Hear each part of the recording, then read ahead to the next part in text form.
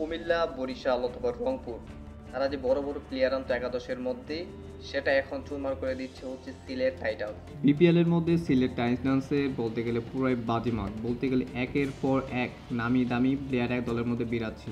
সেখানের মধ্যে হচ্ছে শ্রীলঙ্কার হচ্ছে কুশাল ম্যান্ডিস, আফগানিস্তানের অলরাউন্ডার উমর জাই, এবং হচ্ছে যে পাকিস্তানের পেস বোলার মোহাম্মদ আমির, এবং ইংল্যান্ডের অলরাউন্ডার মঈন আলীকে দলে বিটিয়েছে।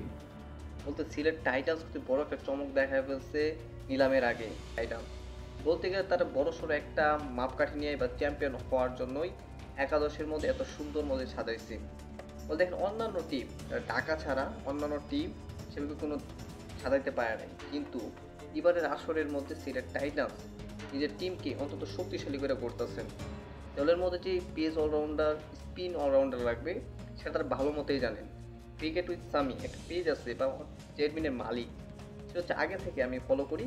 সে দুর্দান্তভাবে মানে ক্রিকেট সম্পর্কে মনে হয় ভালো বুঝে, যার পরিপ্রেক্ষিতে pace allrounder, bowling allrounder, batting order সব পজিশনের মধ্যে ভালো মতো সাজাইছে।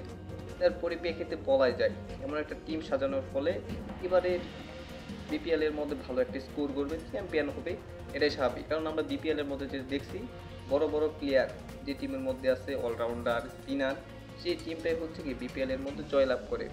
বলতে এবারে চ্যাম্পিয়ন এর মধ্যে বিপিএল এর মধ্যে অবশ্যই এগিয়ে থাকবে ক্রিকেট উইথ সামির অর্থাৎ সিলেট টাইটান্সের টিমটা।